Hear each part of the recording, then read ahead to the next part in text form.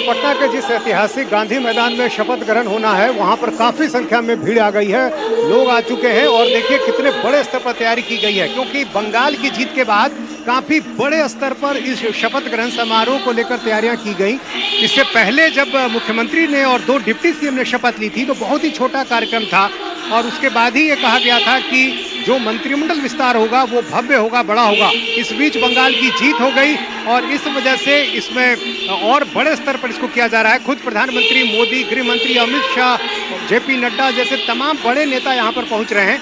ये अलग अलग जो आपको स्टेज नजर आ रहा है, ठीक इधर सामने की तरफ जो मुख्य मंच है, वहाँ पर शपथ ग्रहण समारोह होगा, और वो मंत्री जिनको शपथ लेना है वो सभी मंत्री यहाँ पर पहुँच भी गए हैं।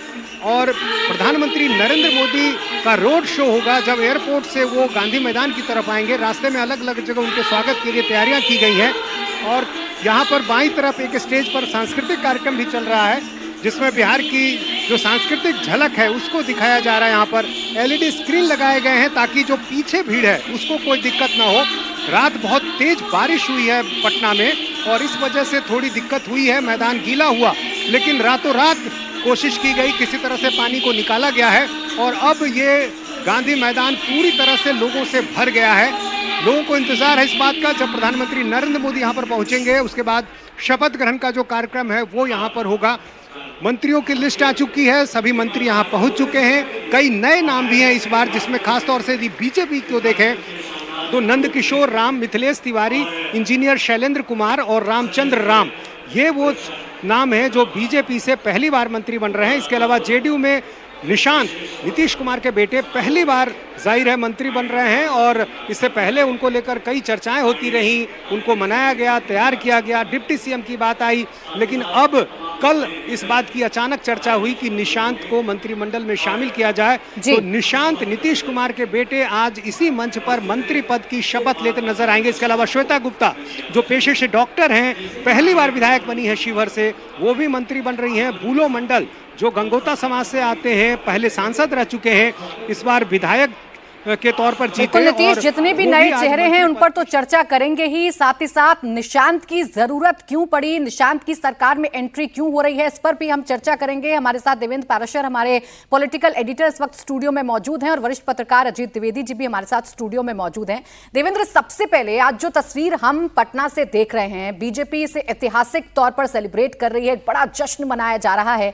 क्या बंग की जीत का इंतजार किया जा रहा था और इसी मौके का इंतजार था कि आज जब हम बिहार में अपनी सरकार को सेलिब्रेट करेंगे तो इतने बड़े स्तर पर तैयारी होंगी, रोड शो भी होगा और इतने गणमान्य लोग भी मौजूद रहेंगे? अपराची, ये जरूर था कि क्योंकि उस समय बीच इलेक्शन के दरमियान अगर इतना बड़ा कार्यक्रम आपको करना था तो उसमें न सिर्फ मंत्रिमंडल के चयन के लिए बड़े नेताओं को समय चाहिए था, माथापच्ची करनी थी। जैसा कि कल आपने देखा कि गृह मंत्री अमित शाह और बीजेपी के राष्ट्रीय अध्यक्ष नितिन नवीन जब वहां पर पहुंचे पटना में, तो तकरीबन रात 12 बजे तक सूची पर बातचीत हुई है, मंथन हुआ है। उसके बाद नाम फाइनल करके 12:15 के आसपास से नेताओं को फोन जाना शुरू हुआ, जिनको मंत्रिमंडल में शपथ लेना है आज।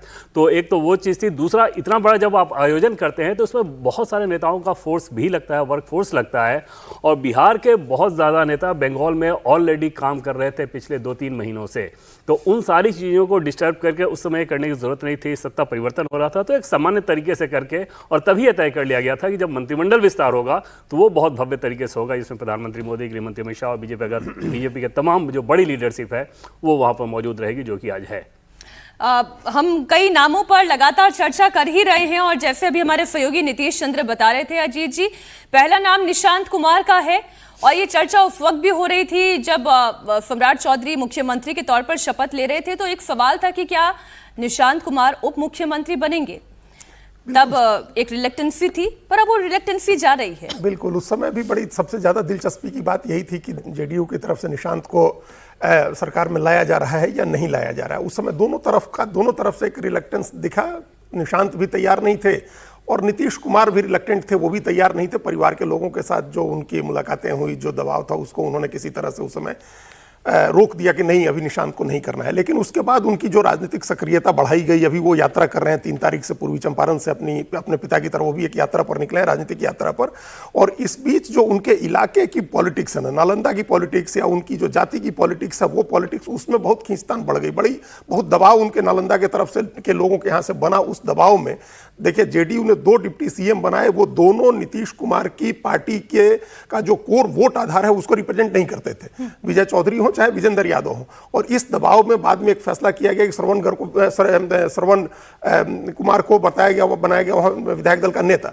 उसके बाद एक सवाल उठा था कि अगर श्रवण कुमार नालंदा से आते हैं, कुर्मी जाति से आते हैं, अगर उनका पावर सेंटर बन जाता है एक, तो फिर निशांत का क्या होगा, निशांत कैसे स्टैब्लिश होंगे पार्टी में? उन्होंने पार्टी के संगठन में भी कोई पद नहीं लिया है। तो ये इस मंथन के बाद एक डिसीजन किया गया कि निशांत को सरकार में ले आया जाए। अभी वो मंत्री पद की शपथ लेंगे, जैसा नीतीश चंद्र बता रहे थे हम लोग से थोड़ी देर पहले। और जब विजेंद्र यादव छोड़ेंगे अपना पद, वो बता चुके हैं पहले ही कि हमको संन्यास लेना है राजनीति से। और उन्होंने कहा था कि जब नीतीश जी हट जाएंगे तो हमारी क्या जरूरत है, हम भी छोड़ देंगे। वो 80 साल के करीब उनकी उम्र भी है। तो जब वो हटेंगे तो वहां फिर निशांत कुमार को उप मुख्यमंत्री बना दिया जाएगा। विजय चौधरी को बनाए रखने की अभी निशांत कुमार देवेंद्र क्यों इतने जरूरी हैं जेडीयू के लिए? जेडीयू के सर्वाइवल के लिए ज़रूरी है, क्योंकि नीतीश कुमार अगर अब बिहार में उस रूप में एक्टिव पॉलिटिक्स में नहीं रहेंगे, भले ही जेडीयू के लोग ये दावा कर रहे हैं कि बिहार की सरकार नीतीश कुमार के निर्देशन में ही चलेगी, लेकिन जो फैक्चुअल और प्रैक्टिकल सिचुएशन को अगर आप देखें तो उसमें ये समझ में आएगा कि वो स्थिति नहीं रहने वाली है। तो ऐसे में नीतीश कुमार के बाद जेडीयू की सक्रियता किस एक्सिस के सहारे घूमेगी? सब कुछ जानता है कि जेडीयू वन मैन शो वाली पार्टी है, और उस कंडीशन में एक वैसा ही नाम चाहिए था जो कि नीतीश जी के साथ सीधे सीधे जुड़े।